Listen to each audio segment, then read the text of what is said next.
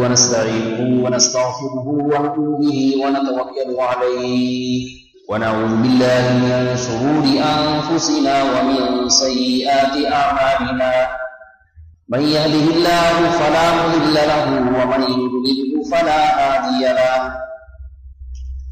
ونشهد أن لا إله إلا الله وحده لا شريك له ونشهد أن سيدنا وحبيبنا وشفيعنا وسندنا محمدا عبده ورسوله صلى الله تعالى عليه وعلى آله وأصحابه وبارك وسلم تسليما كثيرا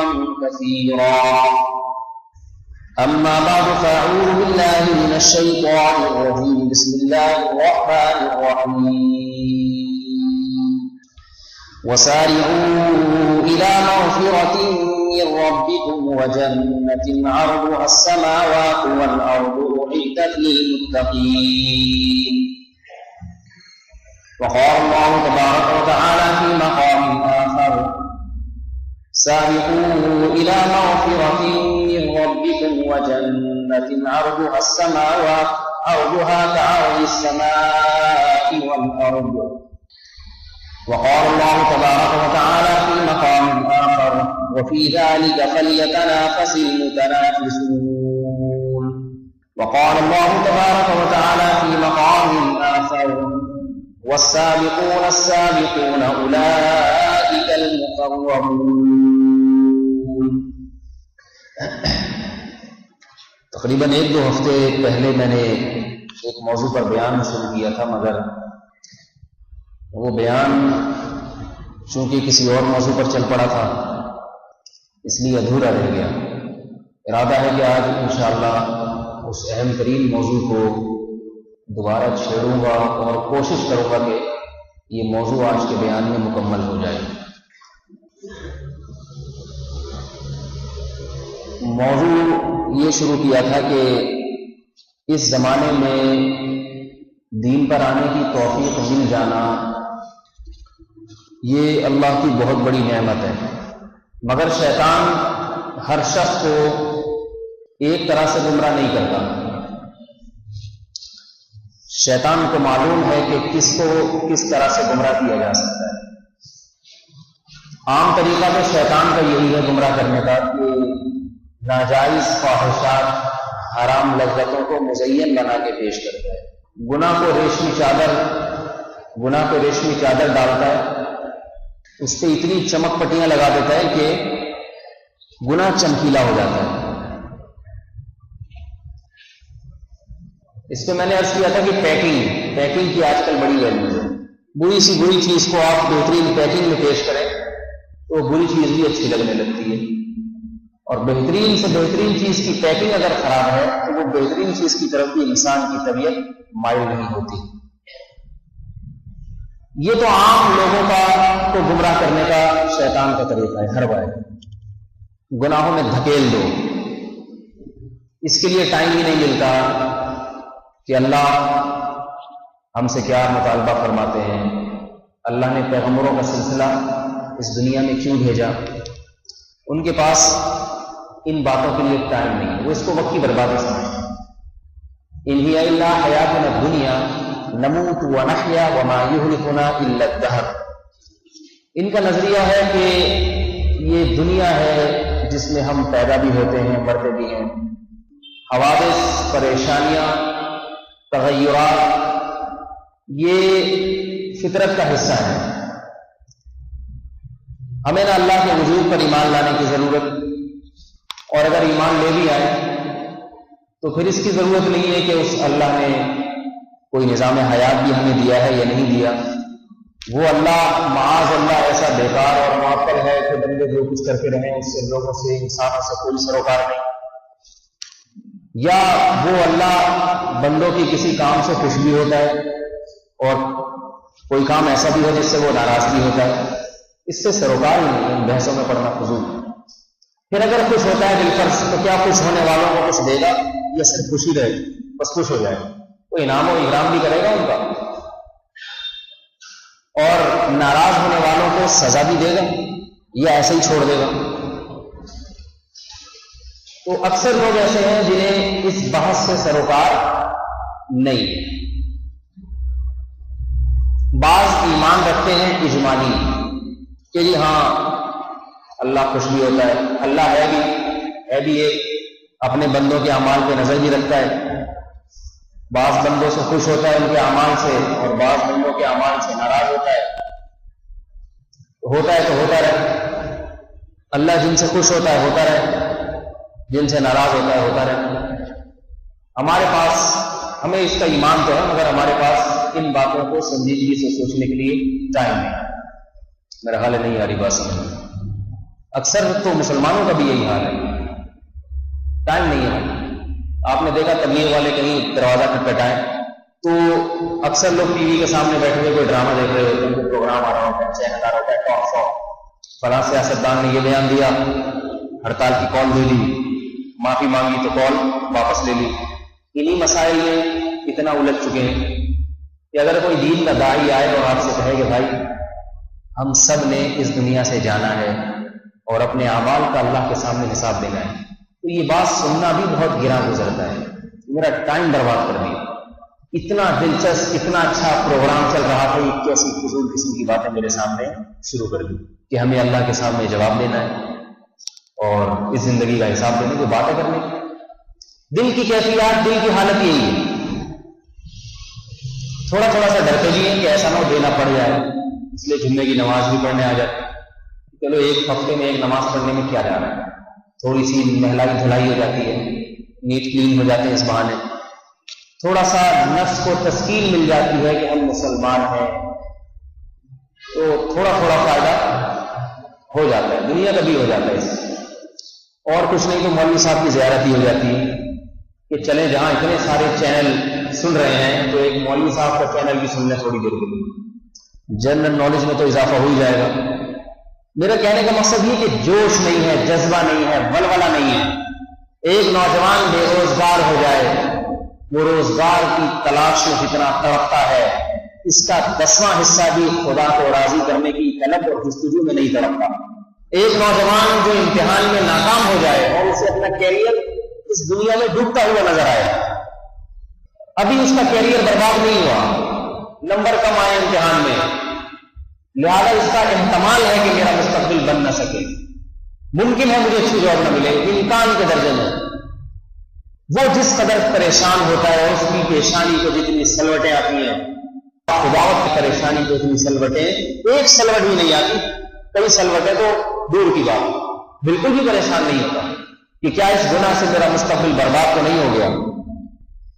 تو یہ تو وہ لوگ ہیں جو کہ اکثر ہیں, اور شیطان نے ان کی نگاہوں میں گناہ کو مزین کر دیا, ان کے سامنے لمبی امیدیں دکھائی ہیں شیطان. رسول اللہ صلی اللہ علیہ وسلم نے فرمایا کہ تمہاری موت یہ تمہارے سامنے ہے, بالکل سامنے. ہر شخص دیکھ رہا ہے کہ آج میرا فلاں دوست دنیا سے چلا گیا, میرا باپ چلا گیا, میری ماں چلی گئی, کل میں بھی جاؤں گا. سامنے نظر آ رہی ہے قبر. دنیا کی ایک حقیقت جس کا کوئی بھی انکار نہیں کر سکتا وہ قبر ہے. ہر شخص قسم اٹھا کے کہہ سکتا ہے کہ میں بھی قبر میں جاؤں گا. اتنی حقیقت جسے سامنے دیکھا جا رہا ہے, مگر اللہ کے نبی صلی اللہ علیہ وسلم نے فرمایا شیطان اس حقیقت پہ پردہ ڈالتا ہے اور تمہیں لمبی امیدیں دلاتا ہے. موت سامنے ہے, شیطان کہتا ہے کہ تم نے یہ کرنا ہے, پھر تم نے یہ کرنا ہے, پھر تمہاری یہ آرزو اس دنیا میں پوری ہوگی, پھر تم دولت کماؤ گے, پھر تم پیسہ کماؤ گے, مزے اڑاؤ گے, ابھی بہت کچھ کرنا ہے, تم نے بہت کچھ کرنا ہے. کسی کو شیطان مایوس نہیں کرتا اس دنیا سے. 99 سال کی عمر کا اگر کوئی بوڑھا ہوگا, شیطان اسے بھی اس دنیا سے مایوس نہیں کرے گا. 99 سال کے بوڑھے کو بھی مایوس نہیں کرے گا. یقین نہ آئے تو جا کے دیکھیں, میں نے بوڑھے لوگوں کو پلاٹوں کے کاروبار میں دلچسپی لیتے دیکھا ہے اور دولت کی باتیں کرتے دیکھا ہے, حالانکہ انہیں اب اس دولت کا کچھ بھی فائدہ نہیں, کھانے کے لیے دانت نہیں ہے, ان پیسوں سے مٹھائی نہیں خرید سکتے, شوگر کا مرض ہے, ان پیسوں سے کباب نہیں کھا سکتے, بلڈ پریشر ہائی ہو جاتا ہے. لیکن دولت کی باتیں. ایک بوڑھے مجھے اپنے گھر لے گئے احسان آباد میں اور بتانے لگے اتنے پلاٹ میں نے احسان آباد میں خرید لیے ہیں, اللہ کا شکر ہے کہ میں نے ایسے وقت میں خرید لی جب قیمتیں بڑی بھی نہیں تھی. اب میں نے ایک اچھی خاصی رقم انویسٹ کر دی ہے. میں حیران ہو رہا تھا کہ ان کی عمر 67-68 سال ہے, تقریباً 67-68, اور صحت بھی ان کی بتا رہی ہے کہ 2-4 سال سے زیادہ کی کہانی نہیں. اگر بچ بھی گئے تو کھانستے کھانستے اور دل کے امراض کی فکر کرتے کرتے کس وقت اٹیک ہو. لیکن باتیں ان کی دیکھیں, آپ 1 کروڑ پلاٹ بھی اگر خرید لیں, ساری دنیا کی زمین بھی آپ خرید لیں, تو یہ زمین آپ کا ساتھ نہیں دے گی. آپ اس زمین کی گردن کے مالک نہیں بن سکتے. پوری زمین بھی انسان خرید لے, کچھ وقت کے بعد یہی زمین انسان کو نگل جاتی ہے, یہی زمین نگل جاتی ہے اور گلا پڑا کر ختم کر دیتی ہے. تو میرے بھائی, حدیث کا مفہوم ہے کہ شیطان انسان کو لمبی لمبی امیدیں دلاتا ہے, یہ ہوگا, یوں ہوگا. شیخ چلی کا واقعہ اکثر میں سناتا رہتا ہوں, پرانا ہوگی جلدی جلدی سنا دوں. ہم سب شیخ چلی ہیں حقیقت میں دیکھا جائے. شیخ چلی کسی کے ہاں ملازمت کیا کرتا تھا. مالک نے کہا یہ انڈوں کی ٹوکری اٹھا کے فلاں جگہ سے فلاں جگہ لے جاؤ. شیخ چلی نے انڈوں کی ٹوکری اٹھائی. اس میں زمانے میں فارمی انڈے تو ہوتے نہیں تھے, دیسی انڈے ہوتے تھے.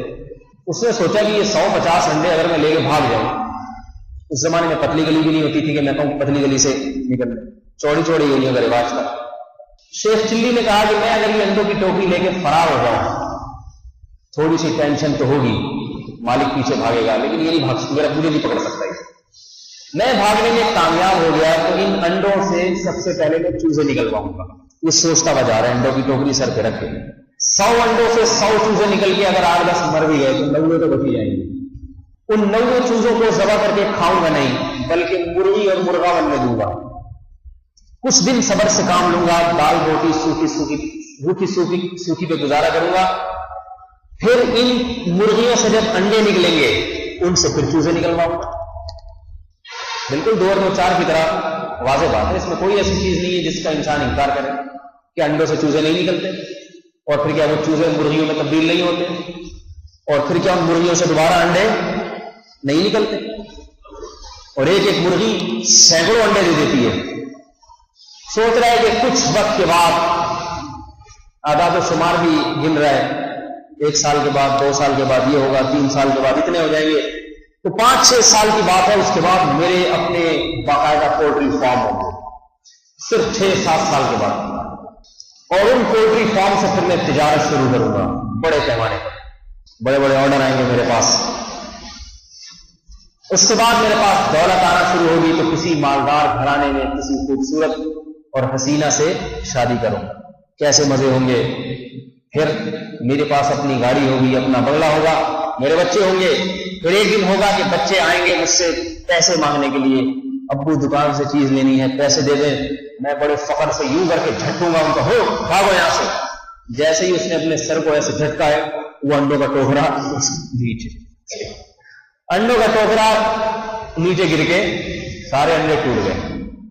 مالک نے کہا کہ کمبخت کسی جگہ سے کسی چیز سے ٹھوکر لگتی اور یہ انڈے گرتے تو میں کہتا تیرا قصور نہیں ہے, تو نے تو خود اپنی گردن کو ایسے پھینکا ہے, ایسے گھمائے اور یہ انڈے نیچے گرائے. میں تو دیکھ رہا ہوں سارے انڈے میرے توڑ دیے تو نے بدبخت. شیخ چلی کہتا ہے تمیز سے بات کر, تو اپنے 100 انڈوں پر ہو رہا ہے, میرا پورا خاندان اور بزنس تباہ ہو گیا. تو اپنے 100 انڈوں پر ہو رہا ہے, میرا پورا خاندان, بزنس, گاڑی, بنگلہ, پولٹری فارم, لاکھوں کا کاروبار برباد ہو گیا. تو اس 100 انڈوں پر ہو رہا ہے, رونا تو مجھے چاہیے. ہے تو یہ لطیفہ, مگر اس میں بہت عبرت کا سامان ہے. یہ دنیا خواب ہے, اس میں انسان پلان بناتا رہتا ہے, یہ کروں گا وہ کروں گا, اور کوئی بعض چیزیں کر بھی لیتا ہے. ساری تمنائیں تو آج تک کسی کی پوری نہیں ہوئی. ما غوا احد منها لبانته ولن تها عرب الا الى عربی. ایک عربی شاعر ہے متنبی, اس نے بڑی پیاری بات کی ہے کہ دنیا سے آج تک کسی نے اپنی خواہشات کی تکمیل نہیں کی ہے, خواہشات کو پورا نہیں کیا ہے. اس لیے کہ انسان ایک چیز کو ہدف بناتا ہے کہ میری یہ خواہش ہے یہ پوری ہو جائے. اگر وہ پوری ہو گئی تو ایک خواہش 1000 خواہشات کو پیدا کر کے ختم ہوتی ہے. اس کے بعد آگے 1000 خواہشات اور ہوتی ہیں جن کو پورا کرنے کا انسان کا دل چاہ رہا ہوتا ہے. تو میں یہ کر رہا تھا عام لوگوں کا حساب کتاب تو ایسے ہی ہے، شیطان دنیا کی طرف دھکیل رہا ہے، موت کو نظروں سے ہٹا دیتا ہے۔ موت کا فرشتہ جس وقت نظر آتا ہے پھر انسان کو احساس ہوتا ہے کہ میرے تو انڈوں کا سارا ٹوکرا ہی ٹوٹ گیا، میرے تو سارے پلان اور اس دنیا سے میں نے کیا کچھ سوچ رکھا تھا سب ختم ہو گیا۔ دنیا کی عزت بھی فانی، محبتیں بھی فانی، میاں بیوی میں کس قدر محبت ہوتی ہے، کس قدر محبت ہوتی ہے، زندگی بھر ایک دوسرے کا ساتھ دیتے ہیں، مل کے اولاد کو پالتے ہیں، شوہر ساری زندگی بیوی کو کما کما کے کھلاتا ہے، مرتا ہے تو کیا ہوتا ہے؟ بہت بڑا غم عورت کے لیے۔ شریعت نے بھی اسے اس غم کو منانے کی اجازت دی، 4 مہینے 10 دن تک عدت پوری کرے، زینت اختیار نہ کرے، سوگ منائے 4 مہینے 10 دن، اس کے بعد شریعت بھی اسے چھوٹ دیتی ہے کہ بس اب اسی کو لے کے تھوڑی بیٹھے رہو، 4 مہینے 10 دن تک سوگ منا لو۔ شوہر بہت بڑی نعمت تھی، چھن گیا۔ یہاں ایک علمی نقطے کی بات بھی آپ سے عرض کروں، دیکھیے باپ کے مرنے پر سوگ 3 دن ہے، بھائی کے مرنے پر سوگ 3 دن ہے، 3 دن کے بعد تعزیت بھی علماء کہتے ہیں مکروہ ہے۔ کیسا ہی قریب سے قریب چلا جائے، اولاد اگر مر جائے، جوان بیٹا مر جائے، 3 دن کا سوگ۔ شوہر کی بیوی مر گئی، شوہر بھی 3 دن کا سوگ۔ لیکن اگر عورت کا شوہر مر گیا تو شریعت اس نقصان کو عورت کے لیے اتنا بڑا نقصان مانتی ہے اور شوہر کی نعمت کے چھن جانے کو اتنی بڑی نعمت کا چھن جانا قرار دیتی ہے کہ اسے 4 مہینے 10 دن تک عدت کی نہ صرف اجازت بلکہ اس پر اس عدت کو واجب قرار دیتی ہے۔ زوال نعمت النکاح، یہ اس بات کی دلیل ہوتی ہے اس کا عدت گزارنا کہ اس سے ایک نکاح کی بہت بڑی نعمت چھن گئی ہے۔ اس لیے کہ عورت کو اللہ نے پیدا ہی شوہر کے لیے کیا ہے اور اس کا شوہر کے بغیر عورت کی زندگی کا کوئی تصور نہیں ہے۔ بلوغت کے بعد جب وہ مکمل عورت بن جائے، بچی تو عورت نہیں ہوتی، وہ تو نابالغ ہے، جب عورت بالغ ہو جائے تو اسلام عورت کے لیے نکاح کے بغیر زندگی پسند نہیں کرتا۔ اسلامی معاشرے میں اس کا تو تصور ہے کہ مرد رشتوں کے لیے خواب چھانتا پھرے، کمارا گھومتا رہے، اور جب تک نکاح کا انتظام نہ ہو اپنی پاکیزگی اور عفت کی حفاظت کے لیے کثرت سے روزے رکھے۔ عورت کے بارے میں تصور نہیں ہے کہ وہ نکاح کے لیے پریشان ہو، اس کا نکاح بالغ ہوتے ہی ہو جانا چاہیے۔ ہمارے یہاں نہیں ہوتا، وجہ اس کی بالکل واضح ہے، میں اکثر کہتا رہتا ہوں اور بات یہی ہے۔ لوگ کہتے ہیں گھما پھرا کے ادھر لے آتے ہو، تو بھائی جب گھوم پھر کے ادھر آ رہی ہے، اس کا صرف اور صرف حل یہی ہے کہ مرد ایک سے زیادہ شادیاں کریں، اس کا کوئی حل نہیں۔ خدا کا بنایا ہوا قانون ہے، فطرت کا بنایا ہوا قانون ہے، اس کو چیلنج نہیں کیا جا سکتا، اس کو مہنگائی، غربت اور مختلف عوارض کی بنیاد پہ تبدیل نہیں کیا جا سکتا۔ میں اکثر لوگوں سے کہتا ہوں بھائی اس مہنگائی میں اگر آپ 2 نہیں رکھ سکتے تو ان عورتوں کو بم سے اڑا دو، کیونکہ عورتیں تو پیدا ہو رہی ہیں، ان کو بھی تو اس مہنگائی میں کفالت کے لیے کوئی بندہ چاہیے۔ غریب آدمی 6 بیٹیوں کو کیسے پالے گا؟ اس کے ہاتھ میں مہنگائی نظر نہیں آتی، وہ 6 بیٹیوں کو کھلا سکتا ہے اس مہنگائی کے دور میں، تو آپ 4 بیویوں کو کیوں نہیں کھلا سکتے؟ جبکہ وہ بوڑھا ہے، آپ جوان ہیں اور اس کا ان بیٹیوں سے کوئی مفاد نہیں ہے، جبکہ آپ کا تو 4 بیویوں سے مفاد ہے، آپ ان سے اپنی نفسانی خواہش پوری کرتے ہیں، آپ ان سے اولاد طلب کرتے ہیں، وہ آپ کی ہر قسم کی تسکین کا ذریعہ بنتی ہے۔ اور سب سے بڑی بات یہ کہ ان کی ذمہ داری اللہ نے آپ پر ڈالی ہے، ان کے باپ پر نہیں ڈالی۔ باپ کی ذمہ داری سے بلوغت تک تھی، وہ پوری کر دی اس نے، اب وہ بڑھاپے کی طرف جا رہا ہے۔ شریعت اور فطرت کہتی ہے اس سے ان کی ذمہ داری نہ ڈالی جائے، اور شریعت عورت کی ذمہ داری خود اس کے اپنے کندھوں پہ بھی نہیں ڈالنا چاہتی۔ الرجال قوامون علی النساء بما فضل اللہ بعضهم علی بعض، فرمانے ہم نے مرد کو عورت پر حاکم بنایا ہے، بما انفقوا من اموالهم، اس لیے کہ مرد اپنا مال عورت پہ خرچ کرتا ہے، مرد کی ذمہ لگایا ہے کہ وہ اپنی زوجہ کو کھلائے اور پلائے۔ یہ جو ایک بیوی والا کانسیپٹ ہے نا پوری قوم میں، اس نے عورتوں کا بیڑا غرق کر دیا۔ ہر آدمی ٹینشن میں پریشان، بیٹیاں ہیں رشتے ہی رو رہے ہیں لوگ بچی کی پیدائش پہ۔ تو میرے بھائی ہم تو یہ بات کہتے رہیں گے معذرت کے ساتھ، آپ کو اچھی لگے یا بری لگے، جو حقیقت ہے وہ یہی ہے۔ بری تو لگتی ہے ہر آدمی کو، اس لیے کہ 2 چیزوں پہ ہمارے زد پڑتی ہے۔ جب میں یہ بات کرتا ہوں نا 2 شادیوں کی، 2 چیزوں پہ زد پڑتی ہے۔ نمبر 1، اپنی بیٹی کے بارے میں ڈر ہوتا ہے ہمارا داماد اس کو سوگن نہ لے آئے، ایک ڈر تو یہ ہوتا ہے کہ جب جائز ہے تو پھر ہمارے داماد کے لیے بھی جائز ہے، ہمارے بہنوں کے لیے بھی جائز ہے۔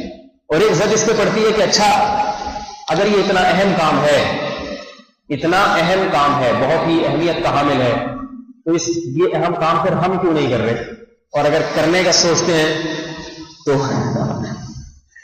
میں تو کہتا ہوں کہ ایک صاحب آئے 40 سال کی عمر سے زیادہ ہو چکی تھی ان کی عمر، کہنے لگے میں آپ کے بیانات سن کے بہت متاثر ہوں، میرا بھی ارادہ ہے۔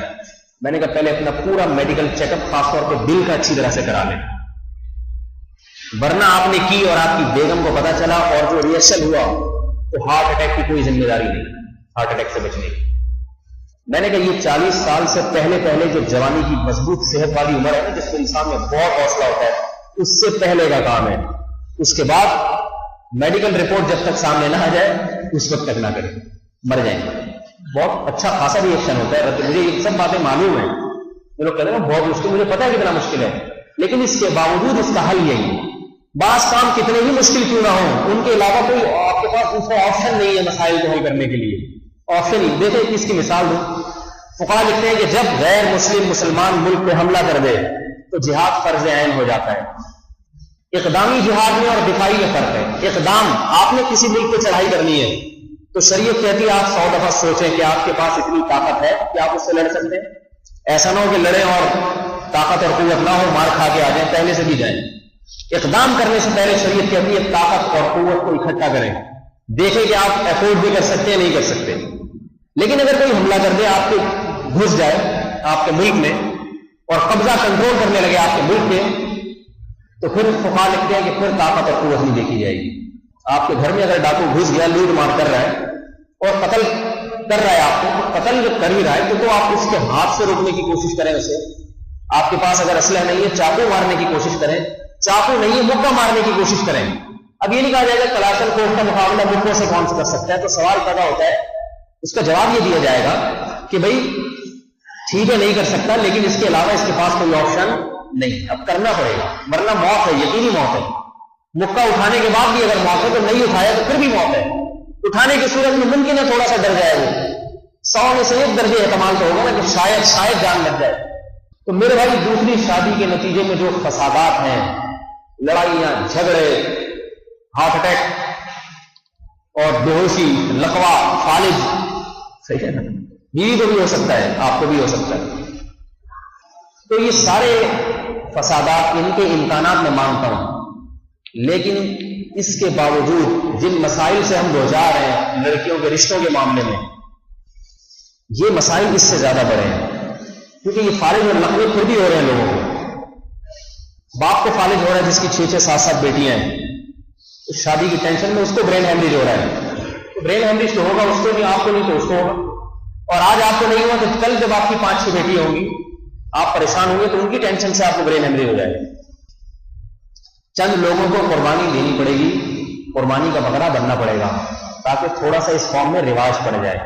جو رواج ڈالنے والے پہل کریں گے، خدا کی قسم اللہ کی طرف سے بے پناہ اجر و ثواب کے مستحق ہوں گے، بے پناہ اجر و ثواب۔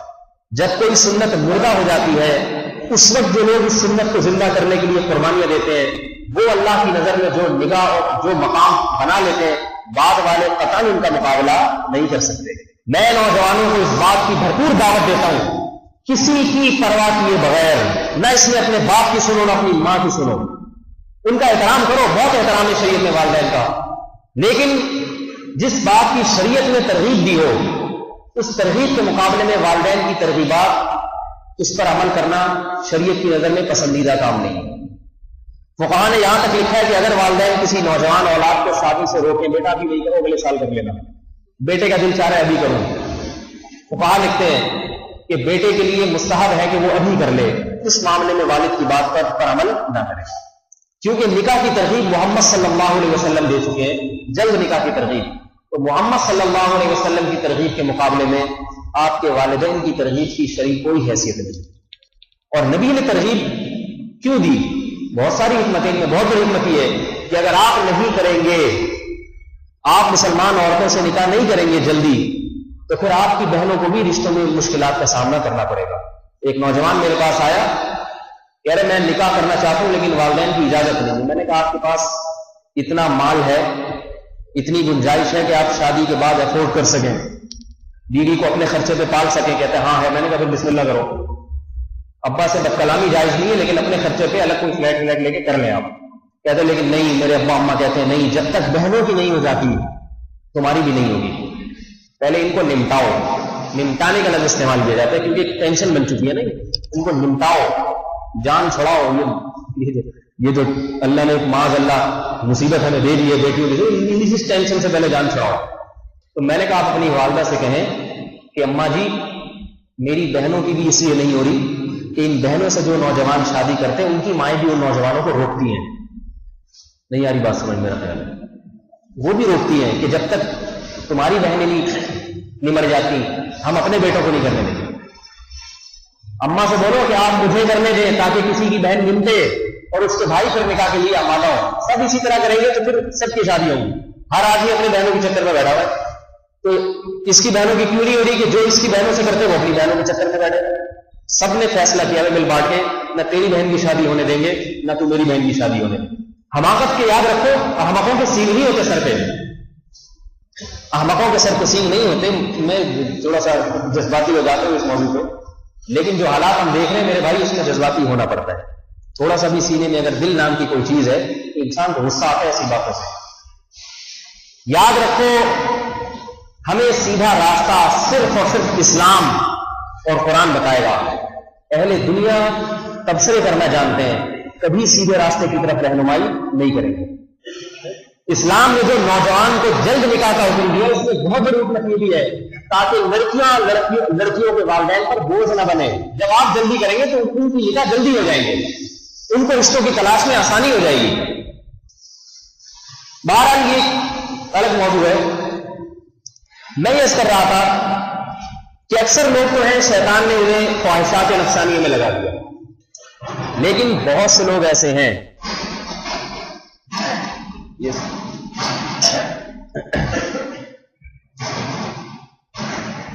اسپیکر کو کیا ہو گیا، لیکن بہت سے بیچارے ایسے بھی ہیں جو دین کی طرف آئے اس کے بعد صحیح اور غلط میں تمیز ہی نہیں کر سکے، پھر قواریت کی نظر ہو گئے. اپنی صلاحیتوں کو ایسے کاموں میں استعمال کیا ہے جن کاموں سے اللہ خوش نہیں ہوتا. مجھے بڑا افسوس ہوتا ہے جب میں انٹرنیٹ پہ بیٹھتا ہوں، بہت سے لوگ مجھ سے رابطہ کرتے ہیں تو اکثر لوگوں کے سوالات اس قسم کے ہوتے ہیں. حضرت رفع الیدین پہ کتنی صحیح حدیثیں مل جائیں گی؟ حضرت نماز میں ٹانگیں کتنے فٹ چوڑی کی جائیں؟ فلاں فرقے والے کہتے ہیں اتنی، فلاں والے کہتے ہیں اتنی. آج ایک مجھے سوال پوچھا کہ حضرت کیا حدیث سے قرآن کو منسوخ کیا جا سکتا ہے؟ جو اتنی ٹیکنیکل قسم کی باتیں ہیں. کیا حدیث سے قرآن کو منسوخ کیا جا سکتا ہے؟ میں سمجھ گیا، اندازہ ہو گیا کہ یہ پرویزی فرقے سے انتقال ہوگا. یہ سوال ہر آپ کو پوچھتا ہے، یہ ٹیکنیکل قسم کے لوگ ہیں وہی پوچھتے ہیں یہ سوال. میں سمجھ گیا اس سوال کا منشا کیا. میں نے کہا حدیث سے قرآن کو منسوخ کیا جا سکنے کا مطلب یہ نہیں ہے کہ حدیث قرآن کو تبدیل کر دیتی ہے. منسوخ کرنے کا مطلب یہ ہے کہ حدیث بتا دیتی ہے کہ قرآن کا حکم کتنی مدت تک کے لیے تھا، اس کے بعد قرآن کا یہ حکم، اس مدت کے بعد قرآن کا یہ حکم ہماری طرف متوجہ ہو ہی نہیں رہا ہے. کہنے والے کا مقصد یہ ہوتا ہے کہ آپ جو کہتے ہیں یہ حکم قرآن میں نہیں ہے حدیث میں، یا قرآن میں تو یوں ہے حدیث میں یوں، آپ حدیث پر عمل کر رہے ہیں اور دلیل یہ دیتے ہیں کہ اس حدیث کی وجہ سے قرآن کی آیت منسوخ ہے. تو قرآن کا درجہ تو زیادہ ہے کہ اللہ کے نبی اللہ کی باتوں کو تبدیل کر رہے ہیں. تو میں نے کہا اللہ کے بندے تبدیل نہیں کر رہے، اس حکم کی مدت بتا رہے ہیں. اس کی مثال دیکھیں، حدیث میں آتا ہے حضرت عیسیٰ ابن مریم جب قرب قیامت کے نازل ہوں گے یزال الجزیہ، جزیے کو ختم کر دیں گے. اس وقت یا تو تلوار ہوگی یا اسلام ہوگا، جزیہ نہیں ہوگا.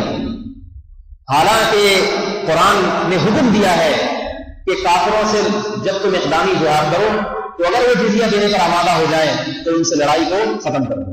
اب اگر کوئی احمق یہ کہے کہ حضرت عیسیٰ علیہ السلام اس جزیے کے حکم کو تبدیل کر دیں گے، ظاہر ہے غلط ہے. تبدیل نہیں کریں گے، تبدیل اسلام نے کر دیا ہے اور بتا دیا ہے کہ یہ حکم جزیے کا عیسیٰ ابن مریم کے نازل ہونے تک رہے گا. حضرت عیسیٰ نازل ہوں گے جزیے کا یہ حکم ختم ہو جائے گا. تو حضرت عیسیٰ علیہ السلام تبدیل نہیں کریں گے، اس حکم کی تبدیلی کی مدت کو بیان کر دیں گے.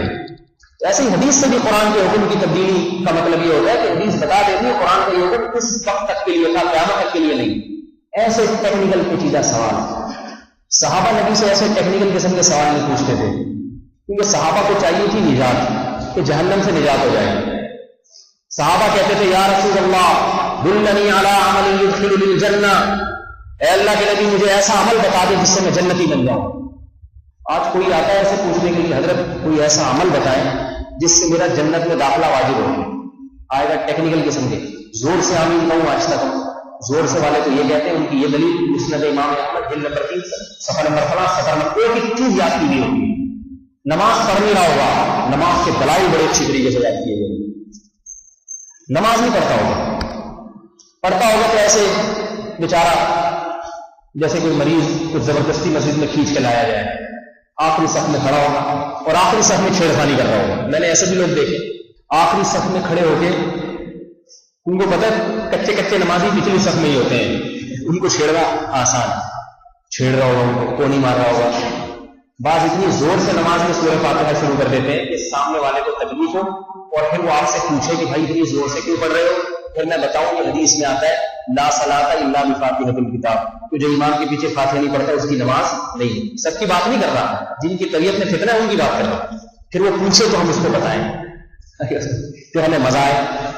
پھر جب اس کو بتائیں گے تو وہ کہے گا نہیں ہم نے تو اپنے علماء سے اس کے برخلاف سنا ہے، تو وہ کہے آپ کے علماء قرآن حدیث کے خلاف کہتے ہیں۔ پھر وہ اچھا دلیل دو، پھر وہ قرآن کی آیت پیش کرے، پھر وہ آیت پیش کرے، ایک مناظرہ ہو جائے، ملاقہ ہو جائے اور مزہ، کتنا مزہ آئے۔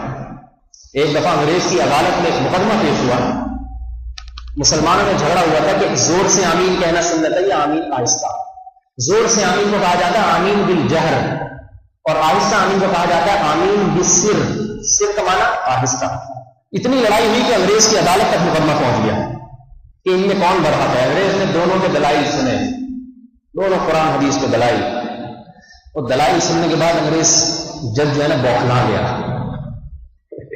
کہہ رہے دلیل اس کے پاس بھی ہے، اس کے پاس بھی ہے، اس کی کھوپڑی ایسی گھومی، کہتا ہے بھائی میں اس نتیجے پہ پہنچا ہوں کہ تمہارے مذہب میں آمین جہر بھی ہے، آمین بالسر بھی ہے، لیکن آمین بالشر نہیں ہے۔ یہ تم جس آمین کہتا ہے یہ شر والی آمین، لڑائی جھگڑے والی آمین ہے، اس کا تمہارے مذہب میں کوئی تصور نہیں ہے۔ میں یہ کہتا ہوں کہ یہ بات بھی روایات سے ثابت ہے، ملتی ہے، اس کا بھی تذکرہ ملتا ہے کہ امام کے پیچھے فاتحہ پڑھی جائے۔ بعض دلائل اس کا تقاضا کرتے ہیں، بعض دلائل اس کا بھی تقاضا کرتے ہیں کہ نہ پڑھی جائے، اس لیے بعض کا رجحان ایک طرف ہوا، بعض کا رجحان دوسری طرف۔ لیکن خدا کی قسم قرآن و حدیث کی کوئی دلیل اس بات پر شاہد نہیں ہے کہ اس مسئلے کو بنیاد بنا کے ایک دوسرے کی نمازوں کو باطل قرار دیا جائے اور ایک دوسرے پر گمراہ ہونے کے فتوے لگائے جائیں، ایک دوسرے کو قرآن اور حدیث کا منکر کہا جائے، ایک دوسرے کو اندھا مقلد کہا جائے۔ ایسی ایک روایت اور ایسی قرآن کی ایک آیت بھی نہیں ہے کہ اتنے چھوٹی سی بات کو بنیاد بنا کر مسلمانوں میں اختلاف اور فرقواریت پیدا کی جائے۔ آج یہ کچھ ہو رہا ہے۔ شریعت نے جس مسئلے کو اور جس بات کو جتنا مقام دیا ہے اس کو اتنا ہی رکھنا چاہیے۔ صحابہ میں اختلاف ہوا کرتا تھا فروعی مسائل میں، ایک اپنی دلیل پیش کر دیتا، دوسری اس کا جواب دے دیتے، اس کے بعد خاموش ہو جاتا۔ اب جس نے جس پر عمل کرنا ہے وہ عمل کرنا۔ میرے شیخ و مرشد حضرت مفتی رشید احمد صاحب رحمۃ اللہ علیہ کا تجارت کے کسی مسئلے پر مفتی تقی عثمانی صاحب کی رائے سے اختلاف، بلکہ یہ کہنا چاہیے حضرت مفتی تقی صاحب کا حضرت کی رائے سے اختلاف، کیونکہ شاگرد کا استاد سے اختلاف ہوتا ہے نا، استاد کا شاگرد سے اختلاف، یہ تعبیر مناسب نہیں۔ حضرت مفتی رشید احمد صاحب رحمۃ اللہ علیہ حضرت مفتی تقی عثمانی صاحب کے 8-9 سال تک مسلسل استاد رہے ہیں، 7-8 سال حضرت مفتی تقی عثمانی صاحب حضرت مفتی رشید احمد صاحب کے مسلسل شاگرد رہے ہیں، اور صرف شاگرد نہیں، حضرت مفتی شفیع صاحب نے باقاعدہ تربیت، اخلاقی تربیت بھی حضرت کے ذمہ لگائی ہے۔ تہجد کے لیے رات کو جگانا حضرت مفتی تقی صاحب اور مفتی رفیع عثمانی صاحب کو یہ ذمہ داری بھی آپ کے والد نے حضرت مفتی رشید احمد صاحب کے ذمہ لگائی تھی۔ ایسا گہرا تعلق، تجارت کے کسی مسئلے پر اختلاف ہو گیا،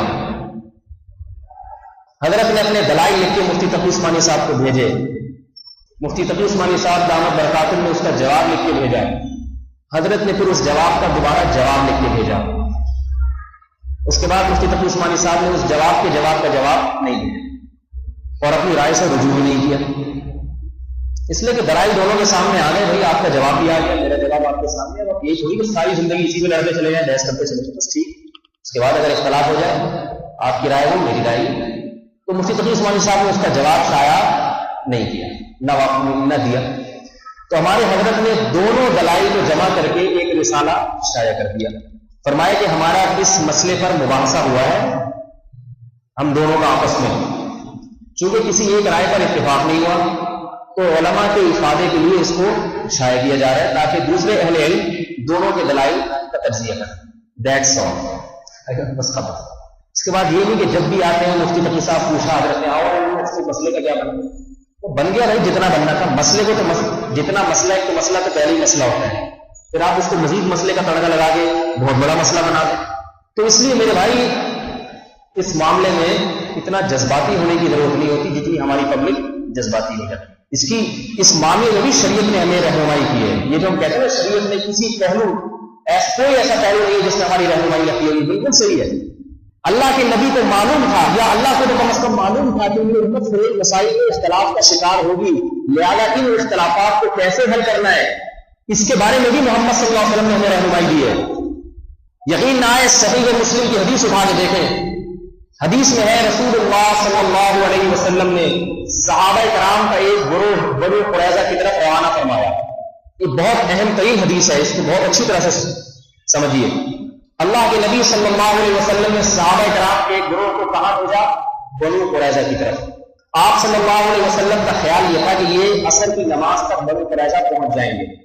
راستے میں چونکہ ڈاکیوں کا خطرہ تھا، دشمنوں کا خطرہ تھا، آپ علیہ الصلوۃ والسلام نے صحابہ کو وصیت فرمائی کہ تم میں سے کوئی بھی عصر کی نماز اس وقت تک نہ پڑھے جب تک اپنے مقام اور بنو قریظہ تک نہ پہنچ جائے. عصر کی نماز راستے میں نہیں پڑھنا. خطرہ تھا کہ راستے میں کھڑے ہوں گے، ایک مقام پہ پڑاؤ ڈالیں گے. حکم دیا کہ بنو قریظہ پہنچ کر نماز پڑھنا. صحابہ کی یہ جماعت اور لشکر روانہ ہوا. اللہ کی قدرت کی اتنی تاخیر ہو گئی بنو قریظہ پہنچنے میں کہ عصر کی نماز کا وقت قضا ہونے لگا. اب صحابہ کو خیال ہوا اگر ہم نے بنو قریظہ پہنچنے کا انتظار کیا تو عصر کی نماز بولو بھائی قضا ہو جائے گی.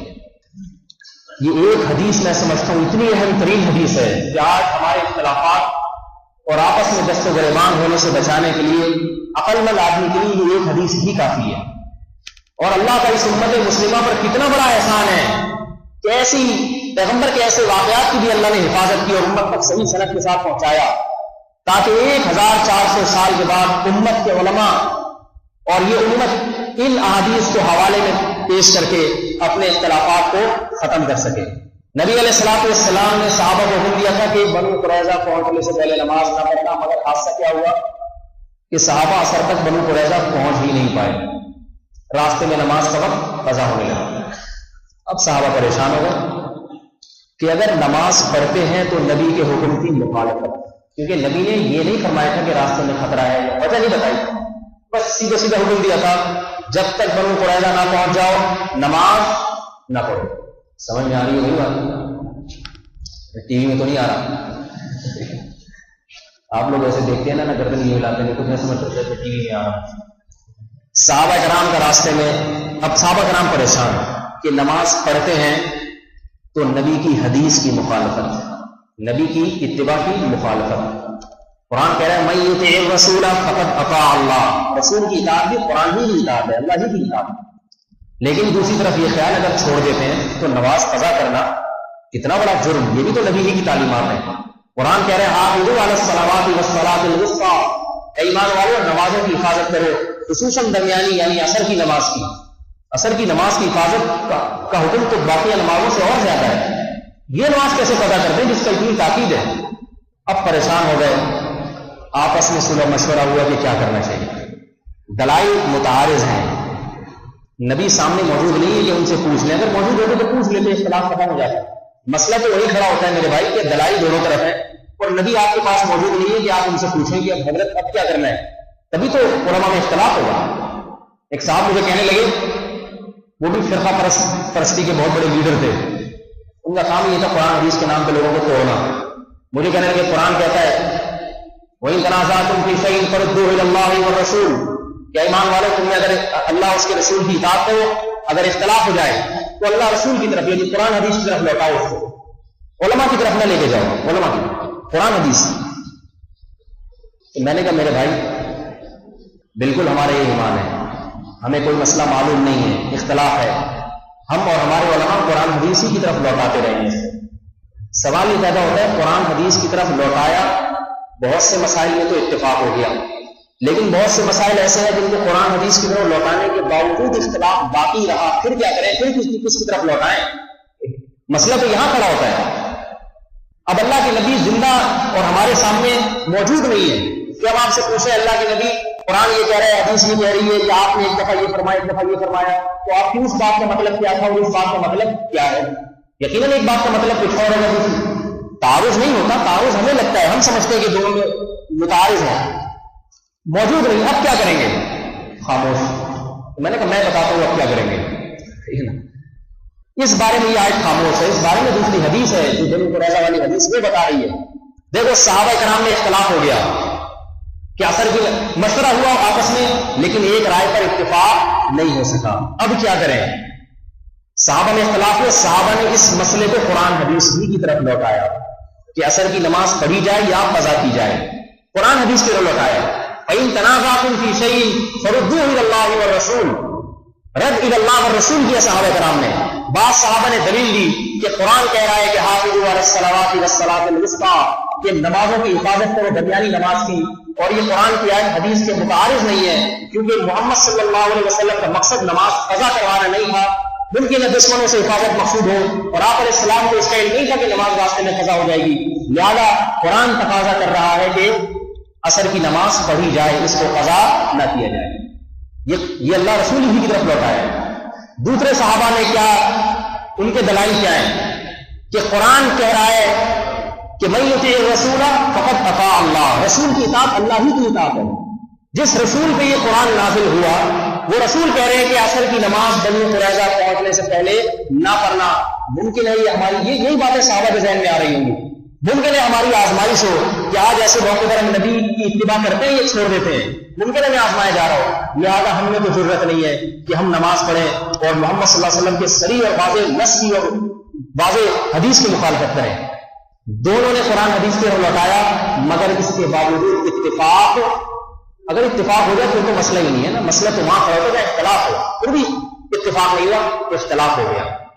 لہذا اب ایسا نہیں ہوا کہ اس اختلاف کے بعد اب جو سننے کی بات ہے نا وہ یہ اہم ترین بات، اختلاف ہوا، بعض نے پڑھی اور بعض نے نہیں پڑھی، پڑھنے والوں نے نہ پڑھنے والوں کو معاذ اللہ گالیاں نہیں دی، نہیں بات سنی، یہ دائرہ اسلام سے فارغ، یہ گمراہ، قرآن کو نہیں مانتے، ہم قرآن کا آیت نمبر اور صفحہ نمبر کے ساتھ حوالے پیش کر رہے ہیں اور یہ پھر بھی نماز قضا کر رہے ہیں، ایسا نہیں ہوا۔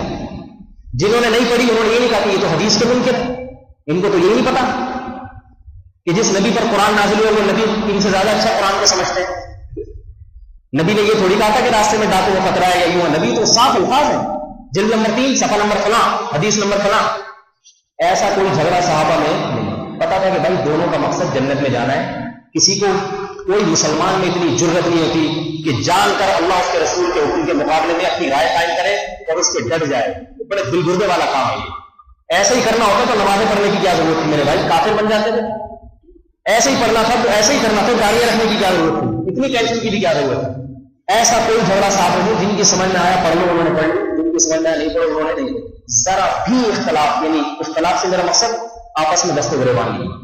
نہ ہی ایسا کوئی واقعہ ہوا کہ جس نے پڑھی انہوں نے کہا کہ اب تم لوگ چونکہ فرقواریت کی فہرست میں داخل، لہذا تمہارا فرقہ ایک الگ فرقہ اور ہمارا فرقہ آج سے الگ فرقہ، ہم اہل قرآن کہلائیں گے اور تم اہل حدیث کہلاؤ، ہم ایک جماعت المسلمین کی بنیاد رکھیں گے۔ فرقواریت کا وہ دور شروع ہو چکا ہے، جب تک نبی کے پاس نہیں پہنچ جاتے اس وقت تک ہماری جماعت المسلمین اور یہ حضرت اس کے امیر اور ہم اب اس سے چمٹے رہیں گے، جب تک نبی کے پاس نہیں پہنچ جاتے۔ فرقواریت سے بچنے کا ہمارے پاس یہی ایک راستہ ہے کہ ایک توحیدی اور جماعت المسلمین فرقے کے نام سے ایک بنیاد رکھیں، اپنے علاوہ باقی تمام کو کہیں یہ گمراہ ہیں، ان کو تو قرآن پر عمل کرنا نہیں آتا، ان کو تو حدیث پر عمل کرنا نہیں آتا، آج سے ہم تمہارے پیچھے نمازیں نہیں پڑھیں گے اور آج سے تمہاری ہمارے پیچھے نہیں ہوں گی، تمہارا چینل علیحدہ ہمارا چینل علیحدہ، آج سے ہماری پگڑی وغیرہ بھی تبدیل ہو جائیں گی۔ پگڑیاں دیکھ کے یہ اندازہ ہو جائے گا اس پگڑی کا رنگ بتا رہا ہے کہ یہ عصر کی نماز پڑھنے والے ہیں، اور یہ پگڑی کا کلر بتا رہا ہے کہ ان کا قبلہ کوئی اور ہے، یہ کسی اور نبی کے معاذ اللہ امتی ہے، ان کی ہمارے پیچھے نہیں ہوگی اور ہماری ان کے پیچھے نہیں ہوگی۔ آج سے ہمارے ہاں طلاقیں تو ہوں گی، آپس میں شادیاں نہیں ہوں گی، نہ کوئی مناظرے کی ڈیٹ متعین کی گئی کہ آ جاؤ بنو قریظہ پہنچ کے سب سے پہلے اسٹیج سجایا جائے گا اور دونوں دھڑے بیٹھیں گے اور مناظرہ کریں گے. کوئی ملامت نہیں, کوئی کچھ نہیں. جب یہ قافلہ واپس پہنچا ہے نبی علیہ الصلوۃ والسلام کے پاس, محمد صلی اللہ علیہ وسلم کی اس امت پر جو تعلیم کا طریقہ اور شفقت اور حکمت دیکھی, اگر اللہ کے نبی نے صرف یہ کہہ دیتے کہ یہ فریق صحیح ہے دوسرا غلطی پر ہے, قیامت تک کے لیے مسلمانوں کو فرقواریت کی آگ بھڑکانے کے لیے ایک راستہ ہاتھ آ جاتا. نہیں یہ بات سمجھ. حالانکہ ممکن ہے اللہ کے نبی کو معلوم ہو کہ ان میں کس نے صحیح کیا اور کس نے غلط کیا, میری بات کا مطلب کیا تھا اور یہ کیا سمجھے. آپ تو جانتے تھے نا, لیکن آپ نے اظہار نہیں کیا, یہ بھی نہیں بتایا کہ یہ صحیح تھا یہ غلط. یہ نے میری بات صحیح سمجھی اور آپ نے غلط سمجھی, خاموش ہے. اور نبی کی خاموشی نبی کا بیان ہوتا ہے. نبی کسی عمل کو دیکھ کے خاموش ہو جائیں, تمام محدثین کا اتفاق ہے, خاموشی اس بات کی دلیل ہے کہ نبی اس عمل پہ راضی ہے, اس اختلاف پہ بھی راضی ہے نبی.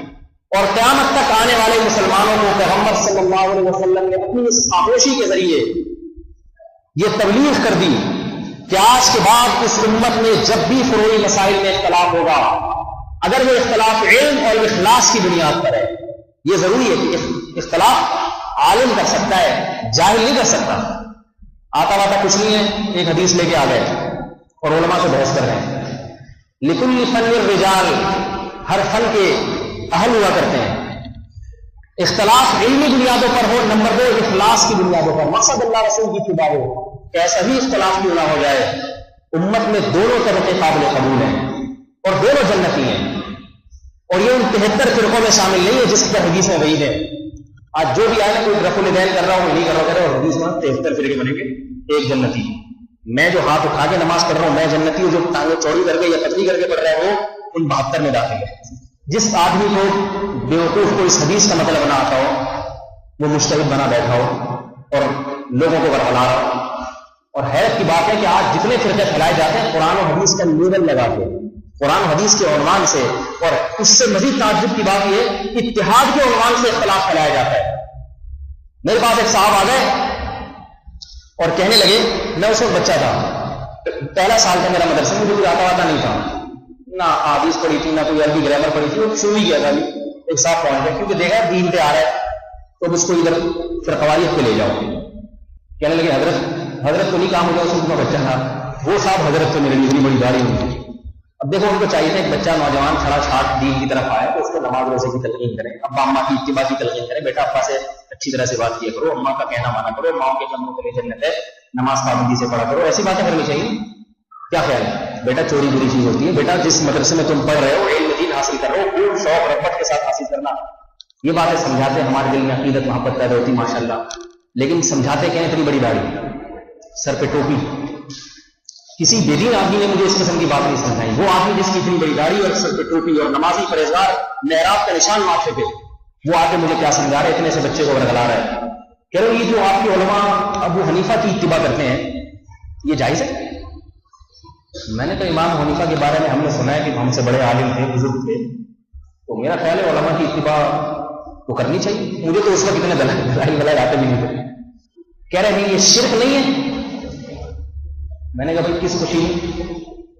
پھر دیکھو اس سے تو امت میں اختلاف پیدا ہو رہا ہے, 4 فرقے بن گئے, حنفی, شافعی, مالکی, حنبلی, اور شاید میرا خیال اہل حدیث کا بھی نام لیا کہ 5 بن گئے. وہ ان کا بھی ایک اپنا اصول ہے, کچھ وہ تکلیف تو نہیں کرتے مگر کچھ اپنے اصول ضابطے ان کے علیحدہ سے مانتے, وہ بھی قرآن حدیث ہوتے ہیں, ان کا مقصد بھی کوئی قرآن حدیث میں مخالفت نہیں ہوتی. تو اتنے سارے بن گئے ہیں, تو کیوں نہ ان سب کو مسترد کر کے, ان سب کو تحلیل کر کے ہر آدمی خود سے قرآن حدیث میں دیکھے کہ اللہ اس کے رسول نے کیا فرمایا ہے, جو فرمایا ہے ویسا ویسا عمل کرتا چلا جائے. نہیں ہوگا سر, یہ 4 مذاہب بنانے کی, یہ حنفی شافعی بنانے کی کیا ضرورت ہے؟ اور اس نے کہا اس میں اختلاف بھی نہیں ہوگا, سب کی ایک رائے ہوگی. جو اللہ اور اس کے رسول نے لکھا ہے صحیح حدیث تو سیاہ ستہ ہیں, ان میں جو صحیح حدیث ہیں جن کی صحت پر علماء کا اتفاق ہے, جن میں خاص طور پر بخاری اور مسلم, ان کو لے لیا جائے. جو اس میں لکھا ہے بخاری میں جیسا جیسا لکھا ہے عمل کرتے چلے جاؤ, مسلم میں جیسا جیسا لکھا ہے عمل کرتے چلے جاؤ, قرآن میں جہاں جہاں جو حکم دیے کرتے چلے جاؤ. سب امت متفق ہو جائے گی, متحد ہو جائے گی, ایک ایک مسئلے پہ جمع ہو جائے گی. یہ اختلاف ختم ہو جائے گا. وہ ہاتھ اٹھا کے نماز پڑھ رہا ہے, کوئی ہاتھ اٹھائے بغیر نماز پڑھ رہا ہے, کسی کی ٹانگیں زیادہ چوڑی ہیں تو کسی کی پتلی ہیں نماز میں، کوئی ٹوپی کے ساتھ نماز پڑھ رہا ہے، کوئی بغیر ٹوپی کے، اور بعض تو دوسروں کو ٹوپیاں پہنا کے نماز پڑھ رہے ہیں. بس تو سارا دن لوگوں کو ٹوپیاں پہناتے رہتے ہیں، پھر بغیر ٹوپی کے نماز پڑھتے ہیں. مختلف قسم کے اتنے فرقے، مجھے اس وقت دلائل نہیں تھے آتے تھے، لیکن میں نے اس سے ایک بیچارے سے ایک بات کی جس کے بعد وہ ہفتہ پکا رہے. میں نے کہا میرے بھائی، امام ابو حنیفہ، امام شافعی، مالک اور احمد بن حنبل رحمۃ اللہ تعالیٰ، آپ ان کو عالم مانتے ہیں؟ کہتے ہیں ہاں عالم تو مانتا ہوں. میں نے کہا عالم کا مطلب قرآن اور حدیث کا بہت بڑا ذخیرہ ان کے سینے میں محفوظ تھا؟ کہتے ہیں جی ہاں. میں نے کہا مجتہد بھی مانتے ہیں کہ قرآن اور حدیث سے مسائل کو نکالنے کی جو بے پناہ استنباط کی جو طاقت اور ملکہ ہوتا ہے وہ بھی اللہ نے عطا کیا تھا؟ کہ ہاں مانتا ہوں. میں نے کہا یہ بھی مانتے ہیں کہ آج کے علماء کی نسبت ان کا زمانہ پیغمبر کے زمانے کے بہت زیادہ قریب ہے. یہ 2ری صدی ہجری 1لی صدی ہجری کے لوگ ہیں اور ہم 15ویں صدی کے لوگ ہیں. اتنا فاصلہ نبی، ظاہر ان برکات سے ہم محروم ہیں. انہوں نے صحابہ کے شاگردوں کو، اور بہت سے تو صحابہ کو دیکھا ہے، بعض نے تو صحابہ کو دیکھا ہے، ان کی نمازیں دیکھی، ان سے علم براہ راست حاصل کیا. تو میں نے کہا انہیں یہ نبی اور نبی کے ساتھیوں کی صحبت کا جو شرف حاصل ہے وہ ہمیں بھی حاصل نہیں. اور چوتھی چیز جو سب سے اہم ہے، ان کے متقی، پرہیزگار اور عالم ہونے پر پوری امت کا اجماع ہے. کہتے ہیں ہاں اجماع ہے، مانتا ہوں. میں نے کہا جن کی یہ خصوصیات ہو، جس کے تقوی اور علم پر پوری امت کا اجماع ہو، انہوں نے جب قرآن و حدیث پہ تحقیق کی تو 4 فرقے بن گئے، کوئی متحد ہو سکے. اور آپ 1 ارب 22 کروڑ مسلمانوں کو جب قرآن حدیث کی ریسرچ پہ لگائیں گے، جن میں 1 ارب 22 کروڑ میں ایک بھی ایسا نہیں ہے کہ جس کے سب زندہ باد کے نعرے لگا رہے ہو. ایک اگر زندہ باد تو دوسرا کہتا ہے مولوی زندہ باد. ایک کہہ رہا ہو اس مولوی جیسا میں نے پرہیزگار دیکھا نہیں، دوسرا کہہ رہا ہو اس سے بڑا فراڈی دنیا میں کوئی نہیں. 1 ارب 22 کروڑ ہم جیسے مسلمانوں کو جب آپ تحقیق پہ لگائیں گے تو میں نے کہا میرے بھائی پھر امت متحد نہیں ہوگی. 4 کے بجائے 1 ارب 22 کروڑ فرقے بنیں گے اور بن رہے ہیں. میرا خیال نہیں ہماری بات. میں بچہ تھا، اللہ نے میرے ذہن میں جواب ڈالا. وہ صاحب بیچارے، مجھے یاد نہیں پڑتا کہ پھر اس طرح سے میری خدمت میں کبھی آئے. تو میں نے کہا اللہ کے بندو، امت کو کسی دوسرے کام پہ لگاؤ. یہ مسائل کی بحث علماء کا کام ہے، ان کو چھوڑ دو. جس کو جس عالم کا اعتماد ہے، اعتماد ضروری ہے. پہلے آپ دیکھیں یہ عالم خود بھی قرآن حدیث کو چلتا ہے، یہ عالم خود بھی نبی کی اتباع کرتا ہے. آپ کو اعتماد آ گیا، اس سے پوچھ لیا کریں اور عمل کر لیا کریں. آپ کی نجات انشاءاللہ ہو جائے گی. میرا خیال نہیں آتا. اور زیادہ توجہ کس کی طرف دے؟ قرآن کیا کہہ رہا ہے؟ قرآن یہ نہیں کہہ رہا اگر تم نے رفع الدین نہیں کیا تو جہنم میں پھینک دوں گا، یا کر لیا تو پھینک دوں گا. قرآن کہہ رہا ہے ان تجتنبوا کبائر ما تنهون عنه نکفر عنکم سیئاتکم. اگر تم ان کبیرہ گناہوں کو چھوڑ دو جو ہم نے حرام قرار دیے ہیں، اللہ فرماتے ہیں ہم تمہاری چھوٹی موٹی خطاؤں کو معاف کر دیں گے. کبیرہ گناہوں کو، سمجھ آ رہی ہے نا بات؟ یہ قرآن کی واضح نص ہے، واضح الفاظ ہیں. اللہ ان چھوٹی اور پیچیدہ باتوں پر ناراض نہیں ہوتے. اللہ تعالیٰ ناراض ہوتے ہیں کبائر کے ارتکاب پر. کبیرہ گناہ کیا ہے جن کو قرآن حدیث نے کھول کھول کے بیان کیا؟ فرض نماز جان بوجھ کر قضا کر دینا، یہ کبیرہ گناہ ہے. مسلمان کو قتل کر دینا، یہ کبیرہ گناہ ہے. باپ اور ماں کو ناراض کرنا، ان کی نافرمانی کرنا، ان کا دل دکھانا، یہ کبیرہ گناہ ہے. رشتہ داری کو توڑنا، خونی رشتوں کو، بھائی اور بہن کے رشتے ٹوٹتے آج ہمارے معاشرے میں، کوئی جوڑنے والا نہیں ہے، یہ کبیرہ گناہ ہے. وراثت کے مال کو کھا جانا، باپ کا انتقال ہوا، بہن کی وراثت غصب کر گیا، چھوٹے نابالغ بچے ان کی وراثت پی گیا، یہ کبیرہ گناہ ہے. قرآن کہہ رہے ہیں ان الذین یاکلون اموال الیتامی انما یاکلون فی بطونہم نارا. جو نابالغ بچوں کا مال کھاتے ہیں، ان کی وراثت کھاتے ہیں، حقیقت میں اپنے پیٹ میں آپ کے انگارے داخل کر رہے ہیں، آپ کے انگارے داخل کر رہے ہیں. داڑھی منڈانا کٹانا یہ کبیرہ گناہ ہے. سود کھانا یہ کبیرہ گناہ ہے. اور میرے بھائی، مسلمان کو آپ نے کسی جرم میں، عیب میں مبتلا دیکھا، وہ چھپ کے کوئی گناہ کر رہا ہے، اس کے اس گناہ کو لوگوں کے سامنے ظاہر کر دینا، یہ کامل درجے کی غیبت ہے اور کبیرہ گناہ ہے. اس کے راز کو فاش کر دینا، چغلی لگا کے گھروں کو آپس میں لڑوانا، مسلمانوں کو آپس میں لڑوانا، تنظیموں کو آپس میں لڑوانا، چغل خور کے بارے میں کیسی شدید وعید ہے قرآن میں، یہ کبیرہ گناہ ہے. رمضان کا روزہ جان بوجھ کر قضا کر دینا، یہ کبیرہ گناہ ہے. اور زکوٰۃ ادا نہ کرنا، قرآن کیا کہہ رہا ہے؟ جو لوگ مال جمع کر کے رکھتے ہیں اس کی زکوٰۃ ادا نہیں کرتے، اسی سونے اور چاندی کے سکوں کو جلا کے ان کی پیشانیوں کو قیامت کے دن داغا جائے گا. میرے بھائی یہ کرنے کا کام ہے. اپنے پڑوس میں، اپنے اڑوس پڑوس میں بھوکے اور ننگوں کا خیال نہ کرنا، یہ وہ کبیرہ گناہ ہے جن سے قرآن ہمیں روک رہا ہے. اگر میرا خیال ہے ہم ان مسائل کی طرف اپنی توجہ دینا شروع کر دیں اور ان کو جو ہے نا ان کی اصلاح کے لیے اس کی کوشش میں لگ جائیں اور جس عالم پر اعتماد و مسئلہ اس سے پوچھ لیا کریں، میرا خیال ہے ہمارے اختلافات ختم ہو جائیں گے. کیا خیال ہے؟ ورنہ خدا کی قسم یہ اختلافات بڑھیں گے اور آپس میں تلواریں چلیں گی اور معلوم نہیں کیا کچھ ہوگا. میں اگر کوئی صاحب میری مجلس میں اس وقت اہل علم میں سے بیٹھے ہوئے ہیں، میں اس قابل کو نہیں کہ اہل علم کو میں نصیحت کروں، ہم تو چھوٹے لوگ ہیں، لیکن اگر کوئی مولوی صاحب بیٹھے ہوئے ہیں، کوئی اہل علم بیٹھے ہوئے ہیں، کوئی داعی بیٹھا ہوا ہے، تو اسے بھی میں گزارش کروں گا خدا کے لیے آپ سے اگر کوئی اس قسم کے مسائل میں الجھنا بھی چاہے تو اس کو اس قسم کی نصیحتیں کر کے ان مسائل سے ہٹا دیا کریں اور مزید بحث میں الجھایا نہ کریں. تو آپ یوں کرنا بابو نہیں یوں نہیں یوں ہے، جو یوں ہے تو آپ کہتے تمہیں تو پتہ ہی کچھ نہیں، وہ بیوقوف احمق قسم کے لوگ. ایسا نہیں ہوتا بلکہ ایسے وہ لگ جاتا ہے ایک لا حاصل بحث سے. اللہ تعالیٰ ہمیں اس فرقواریت کی لعنت سے نجات عطا فرمائے. تو میں کہہ رہا تھا کہ دین پر آنا چاہتا ہے، شیطان پھر انہیں ان غیر ضروری مسائل میں الجھا کے اس کے دین کو برباد کرتا ہے. اسے پتہ ہے اس نے زنا کو چھوڑ دیا ہے، اس نے شراب کو چھوڑ دیا ہے، نمازی بن گیا ہے، اب اسے فرقواریت کی آگ میں الجھاؤ. یہ اپنی نماز کو نماز سمجھے، باقی تمام مسلمانوں میں جتنے نمازی ہیں کسی کا اکرام نہ کرے. ہر ایک پہ یوں فتوے لگاتا رہے صرف میری ہوتی ہے، تیری تو ہوتی نہیں ہے، تو جتنی مرضی پڑھتا رہے. آئے گا سمجھ؟ صرف میری زکات اللہ کا قبول ہے. یہ سارے مولوی غلط ہیں، یہ سارے 2 نمبر مولوی ہیں. آئے گا سمجھ؟ یہ جتنے فلاں مسجد کے نمازی مجھے پتا ہے کتنے آج کل ایسی بات ہے نوجوان کو میں دیکھتا ہوں صرف نماز پڑھ رہے ہوں گے، دوسرے کی نمازوں کو غلط قرار دے رہے ہوں گے. یہ عجب ہے، خود پسندی ہے. اللہ کو خود پسندی پسند نہیں. اللہ کہتے ہیں تواضع اختیار کرو، تواضع. دیکھو جتنے پیغمبروں کی دعوت ہے، دعائیں ہیں قرآن نے نقل کی ہیں، جتنے اہل اللہ کی دعوت کو نقل کیا وہ کیا کہتے ہیں؟ اے اللہ تو ہمیں مسلمانوں میں شامل کر لے. مسلمین میں کیا مطلب؟ تیرے پہلے سے نیک بندے ہیں. ایسے نہیں کہ میں واحد دنیا میں پہلا آدمی پیدا ہوا ہوں جو نیک ہوں. تیرے پہلے سے جو نیک بندے ہیں تو ان میں ان کی فہرست میں مجھے بھی شامل کرنا. اس کا مطلب میں مانتا ہوں اور بھی ہیں میرے علاوہ. یہ جو میں خطبے میں اکثر دعا کرتا ہوں اللہم اہدنا فیمن ہدیت، یہ نبی کی سکھائی ہوئی دعا ہے. اس کا مطلب کیا ہے؟ اللہ تیرے جو دنیا میں بے شمار ہدایت یافتہ لوگ ہیں، اللہ والے ہیں، تو مجھے بھی ان میں شامل کر لیں.